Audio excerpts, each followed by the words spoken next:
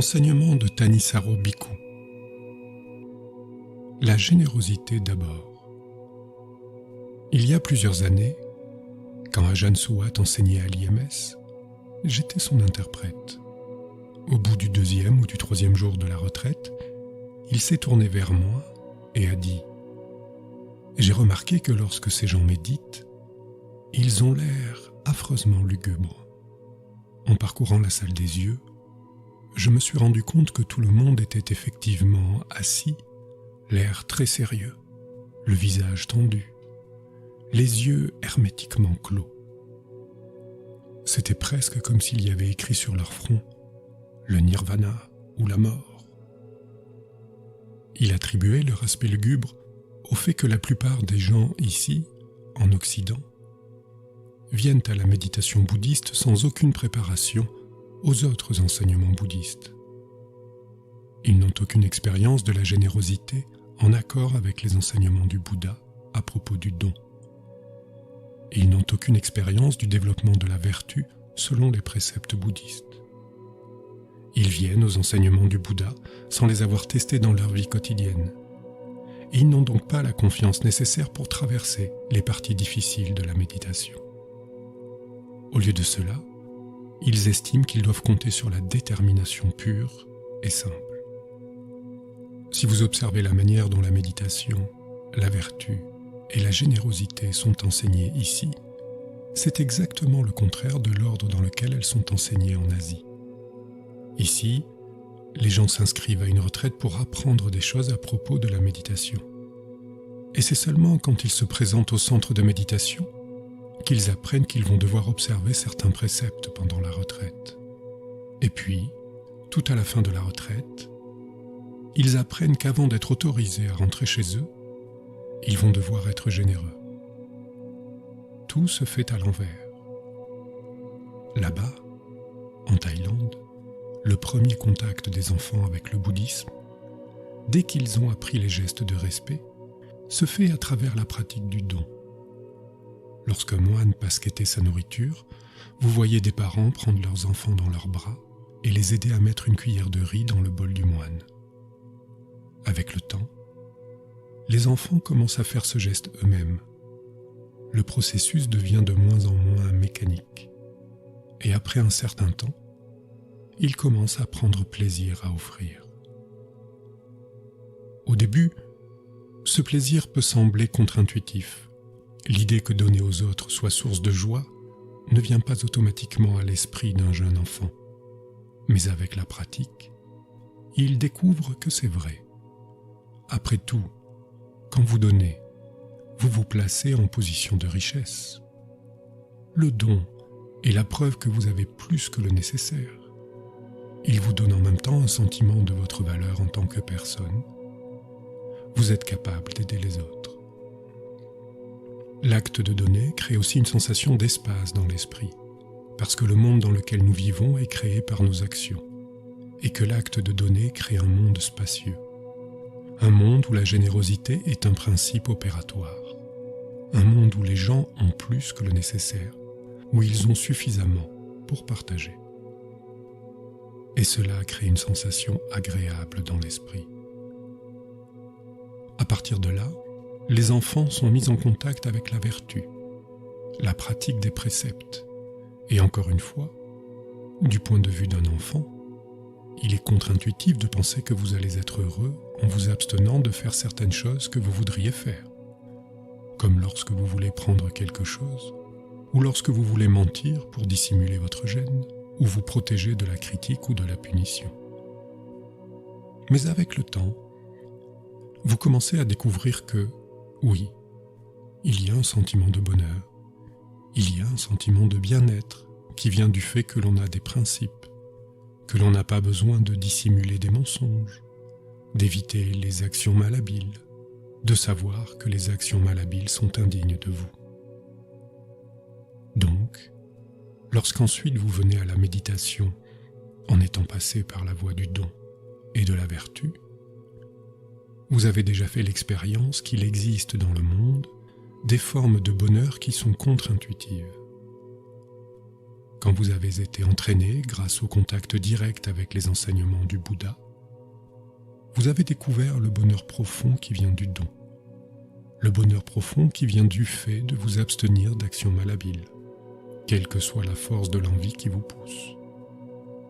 Lorsque vous venez ensuite à la méditation, vous avez déjà développé une certaine confiance vis-à-vis du Bouddha. Jusqu'à maintenant, il a eu raison, alors vous lui accordez le bénéfice du doute en ce qui concerne la méditation. Cette confiance est ce qui vous permet de surmonter nombre des difficultés initiales, les distractions, la douleur. En même temps, la sensation d'espace qui naît de la générosité vous met dans l'état d'esprit adéquat pour la pratique de la concentration, vous met dans le bon état d'esprit pour la pratique de la vision pénétrante, parce que lorsque vous vous asseyez et que vous vous focalisez sur la respiration, dans quel état d'esprit vous trouvez-vous? L'esprit que vous avez créé à travers vos actions généreuses et vertueuses. Un esprit spacieux, et non pas l'esprit étroit d'une personne qui n'a pas assez. C'est l'esprit spacieux d'une personne qui a plus qu'il n'en faut pour partager. L'esprit d'une personne qui ne regrette ni ne renie ses actions passées. En résumé, c'est l'esprit d'une personne qui se rend compte que le véritable bonheur ne passe pas par une dichotomie affirmée entre son propre bien-être et le bien-être des autres. L'idée même que le bonheur doit consister à faire soit des choses uniquement pour satisfaire vos propres motifs égoïstes, soit des choses pour les autres en vous sacrifiant, la dichotomie entre ces deux attitudes, est quelque chose de très occidental, mais c'est à l'opposé des enseignements du Bouddha. Selon ces enseignements, le véritable bonheur est quelque chose qui, de par sa nature, se répand autour de soi. En travaillant dans votre véritable intérêt, vous travaillez dans l'intérêt des autres. Et en travaillant dans l'intérêt des autres, vous travaillez dans votre propre intérêt. En donnant, vous êtes récompensé. En observant fidèlement les préceptes, en restant fidèle à vos principes avec fermeté, en protégeant les autres de votre comportement malhabile, vous êtes aussi gagnant. Vous gagnez en sati. Vous êtes gagnant sur le plan de votre propre estime en tant que personne. Vous vous protégez. Donc, vous venez à la méditation en étant prêt à appliquer les mêmes principes pour vous entraîner à la tranquillité et à la vision pénétrante. Vous vous rendez compte que la méditation n'est pas une activité égoïste. Vous êtes assis là, à essayer de comprendre votre avidité, votre colère et votre illusion, à essayer de les maîtriser, ce qui signifie que vous n'êtes pas la seule personne qui va bénéficier de la méditation. D'autres personnes en bénéficieront, en bénéficient déjà, également. À mesure que vous avez plus de sati, que vous êtes plus en attitude d'alerte, plus habile à réduire les empêchements dans votre esprit, les autres sont également moins sujets à ces empêchements. Moins d'avidité, de colère et d'illusion résultent de vos actions, de sorte que les gens autour de vous souffrent moins. Le fait que vous méditiez est un cadeau que vous leur faites. La qualité de la générosité, que l'on appelle Kagga en pali, fait partie d'un grand nombre d'ensembles d'enseignements du Dhamma. L'un d'eux est l'ensemble des pratiques qui mènent à une renaissance favorable. Ceci ne s'applique pas seulement à la renaissance qui suit la mort, mais aussi aux états d'existence, aux états d'esprit que vous créez pour vous-même d'instant en instant, vers lesquels vous vous dirigez à chaque instant. Vous créez le monde dans lequel vous vivez au travers de vos actions. En étant généreux, non seulement en ce qui concerne les choses matérielles, mais aussi en ce qui concerne votre temps, votre énergie, votre mansuétude, votre volonté à être honnête et juste vis-à-vis des autres. Vous créez un monde où il fait bon vivre. Si vos habitudes tendent plus vers l'avarice, Elle crée un monde très étouffant, parce qu'il y manque toujours quelque chose. Il manque toujours ceci ou cela. Ou bien vous craignez que quelque chose ne vous échappe, ou ne vous soit dérobé. C'est donc un monde étriqué, un monde de peur que vous créez quand vous n'êtes pas généreux, contrairement au monde de confiance et d'ouverture que vous créez grâce à des actes de générosité. La générosité est également considérée comme l'une des formes de la noble richesse. Car qu'est-ce que la richesse, sinon le sentiment d'avoir plus que le nécessaire? Il y a beaucoup de gens qui sont pauvres d'un point de vue matériel, mais qui, du point de vue de leur attitude, sont très riches. Et beaucoup de gens qui sont très riches du point de vue matériel sont extrêmement pauvres. Ceux qui n'ont jamais assez sont ceux qui ont toujours besoin de plus de sécurité, qui ont toujours besoin d'accumuler plus. Ce sont ces gens-là qui construisent des murs autour de leur maison, qui vivent dans des communautés fermées, de peur que d'autres ne leur prennent ce qu'ils ont. C'est une forme de vie très pauvre, une forme de vie étriquée. Mais lorsque vous pratiquez la générosité, vous vous rendez compte que vous pouvez vivre avec moins, que c'est un réel plaisir de donner aux autres. Vous éprouvez un sentiment de richesse. Vous avez plus que le nécessaire. En même temps, vous faites tomber les barrières. Les transactions monétaires créent des barrières. Quelqu'un vous tend quelque chose et vous devez lui donner de l'argent en échange. Voilà une barrière. Autrement, si vous ne payez pas, l'objet ne franchirait pas la barrière. Mais si quelque chose est donné gratuitement, cela fait tomber la barrière. Vous faites alors partie de la famille étendue de cette personne. En Thaïlande, les moines s'adressent à leur soutien laïque comme aux membres de leur famille. Le don du soutien crée un sentiment d'appartenance. Le monastère où je résidais, et ceci inclut aussi bien les soutiens laïques que les moines, était comme une grande famille étendue. Ceci est vrai pour un grand nombre de monastères en Thaïlande. Il y a un sentiment d'appartenance. Il n'y a pas de frontières. Nous entendons tellement parler de l'interrelation. Souvent, on explique ce mot en utilisant les termes de l'enseignement sur la coapparition en dépendance, ce qui constitue vraiment une utilisation inappropriée de cet enseignement. La coapparition en dépendance enseigne la liaison entre l'ignorance et la souffrance, la liaison entre le désir ardent et la souffrance. Il s'agit là d'une liaison à l'intérieur de l'esprit, et c'est une liaison que nous devons trancher, parce qu'elle entretient la souffrance, encore et encore, pendant de très nombreux cycles. Mais il existe une autre sorte de liaison, une liaison intentionnelle qui provient de nos actions. Ce sont les liens du karma. En Occident, nous sommes souvent mal à l'aise avec les enseignements sur le karma. Et c'est peut-être la raison pour laquelle nous voulons les enseignements sur la liaison sans parler de karma. Donc, nous allons chercher ailleurs dans les enseignements du Bouddha afin de trouver une logique ou un fondement pour un enseignement sur la connexité. Mais le fondement réel du sens de liaison vient du karma. Quand vous êtes en interaction avec une autre personne, un lien est établi. Maintenant, ce peut être un lien positif ou négatif en fonction de l'intention.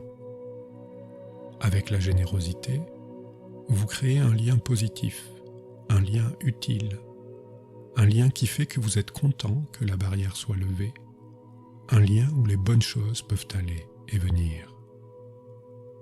Si c'est du karma malhabile, vous créez un lien, vous créez une brèche que vous allez regretter tôt ou tard.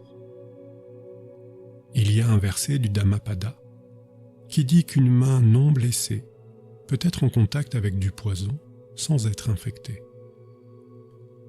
En d'autres termes, si vous n'avez pas du tout de mauvais karma, les résultats du mauvais karma ne vous affecteront pas. Mais si vous avez une blessure à la main et que vous tenez du poison, il va pénétrer à travers la blessure et vous tuer. Le karma malhabile n'est que cela, une blessure. C'est une brèche qui permet aux choses empoisonnées de pénétrer.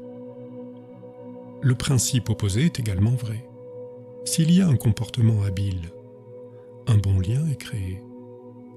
Cette sorte de lien positif commence avec la générosité et croît avec le don de la vertu. Ainsi que le Bouddha l'a dit, lorsque vous observez les préceptes, quoi qu'il advienne, sans aucune exception, c'est offrir la sécurité à tous les êtres. Vous offrez une sécurité illimitée à tout le monde, et ainsi, vous profitez également de cette sécurité illimitée. Avec le don de la méditation, vous protégez les autres des effets de votre avidité, de votre colère et de votre illusion. Et vous êtes également protégés. Voilà donc ce que fait la générosité. Elle rend votre esprit plus vaste et crée de bons liens avec les gens autour de vous. Elle dissout les frontières qui autrement empêchent le bonheur de se diffuser.